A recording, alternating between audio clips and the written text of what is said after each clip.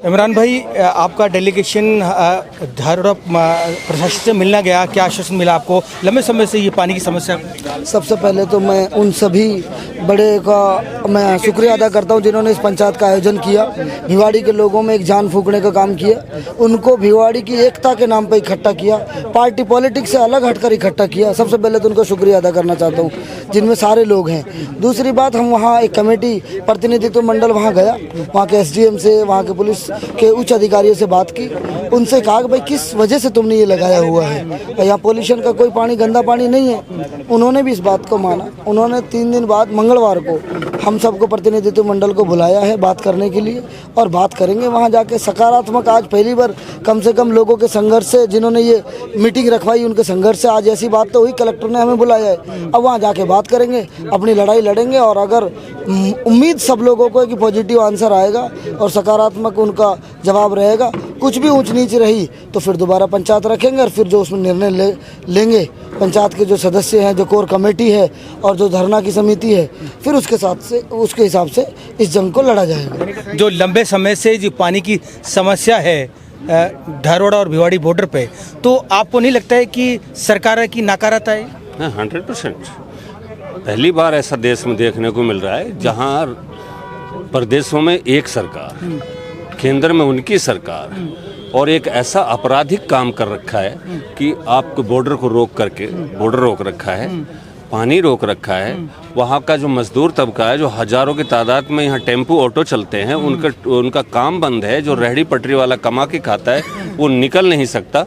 उन लोगों को रोक करके पटका हुआ है, उनकी कोई सुन नहीं रहा है। वो बेचारे चिल्ला चिल्ला के मर गए। बीमार बच्चों को रेहड़ी में बिठा बिठा करके लोग हॉस्पिटल ले जाने का काम कर रहे हैं। व्यापार ठप हो गया लोगों का, यहाँ पे कोई आवाज़ नहीं उठा रहा है। तो ये अच्छी बात नहीं है सरकारों के लिए, और एक जनप्रतिनिधियों का ये काम नहीं होता है कि आपकी जनता त्रहिमाम करे और आप आश्वासन देते रहे और ये कहें कि बातचीत के रास्ते से ही निकलेगा, हल निकलेगा। बातचीत से हल निकलता है, लेकिन आप कितने दिन, अरे भाई आपको 2 साल हो गए, आप आज तक हल नहीं निकाल पाए, एक छोटी सी समस्या का हल नहीं निकाल पाए। आप क्या राष्ट्रीय मुद्दों को सोल्व करेंगे भाई, जब आप एक पानी की समस्या सोल्व नहीं करें?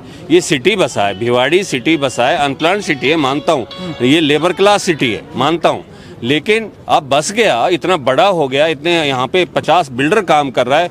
एक बहुत बड़ा नाला ले जा करके साबी नदी में नहीं डाला जा सकता, आप ट्रीटमेंट प्लांट नहीं लगा सकते। यहाँ पे जो भी अधिकारी आ रहा है, एक भी अधिकारी के बच्चे यहाँ नहीं रहते, उनका निवास स्थान नहीं होता, यहाँ खाली कमाने के लिए आते हैं लोग। इनके सब बड़े बड़े जितने अधिकारी, सब कोई जयपुर में रहता है, कोई और कहीं दिल्ली में रहता है, गुड़गांव में रहता है, उनको यहाँ की तकलीफ का मालूम ही नहीं है। वो तो अपने माल बटोरते हैं और चलते हैं, उनको कोई कहने वाला नहीं है। वो उनका डर निकला हुआ है, वो अप्रोच लगा के अपना ट्रांसफर करा करके यहाँ आते हैं, पैसा दे के यहाँ आते हैं। आज एक आदमी को थप्पड़ मार दो, पुलिस 50,000 रुपये से नीचे पीछे छोड़ती। और यहाँ इतना भयंकर मुद्दा है जिसको लेकर के उस पर काम नहीं कर रही है। अगर मैं कल यहाँ पे जाम लगा दूँ कि भाई मैं यहाँ के ऑटो और हरियाणा रोडवेज बसों को नहीं आने दूंगा, 50 केस आप मेरे पर लगा दोगे, मुझे निकलने नहीं दोगे घर से। मैं आरोप करूं? मैं आरोप नहीं लगा रहा हूं, मैं क्या अपराध करूं? भाई हरियाणा रोडवेज की बसें आ रही है, राजस्थान रोडवेज की बसें उधर जा रही हैं, क्या बंद कर दें? क्या आदमी का आना जाना बंद कर दें? आपने पानी तो बंद करके आना जाना बंद कर दिया, तो हम भी उस पर गिराएं क्या, नीचे उतरें? ये अच्छी बात नहीं है।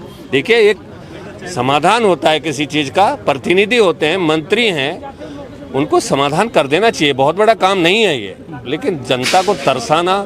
स्कूल बंद है, मॉडर्न पब्लिक स्कूल बंद है, हमारे बच्चों का भविष्य खराब हो रहा है। 3-4 दिन से बंद पड़ा हुआ, छुट्टी कर रखी है। कॉम्प्लेक्स आप देख रहे हो, जो लाखों का किराया देते हैं लोग बाग, उनका व्यापार बंद हो गया है।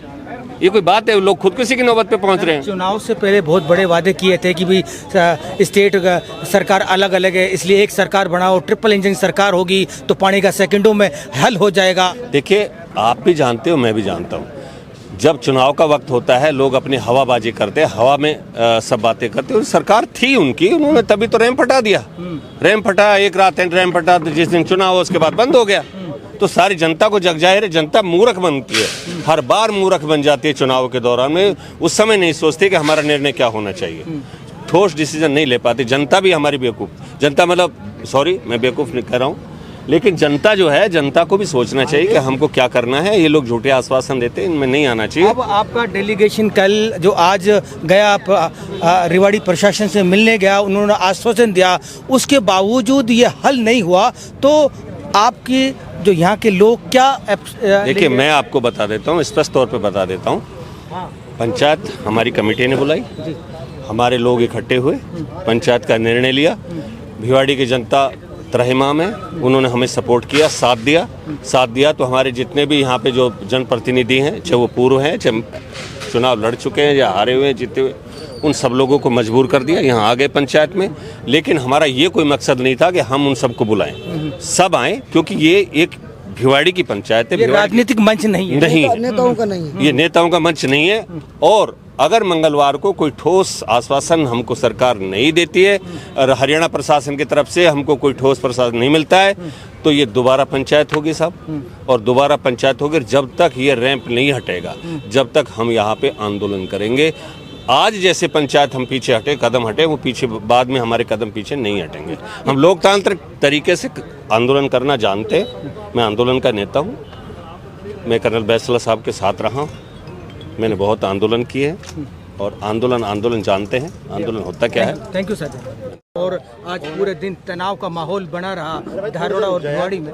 मैं इसमें ये तनाव में यही कहना चाहूँगा कि जो भी हमारी पंचायत समिति है, हम उनके साथ हैं, उनके पक्ष में खड़े हैं और इस रैंप की समस्या को जल्द से जल्द हटवा के ही रुकेंगे। दर्शकों को ये और सभी भिवाड़ी वासियों से एक आग्रह करता हूँ, इस संघर्ष समिति का सदस्य होने के नाते बहुत ही शॉर्ट शब्दों में समिति ने जो निर्णय लिया, मंगलवार को हम सब लोग वहाँ जाएंगे।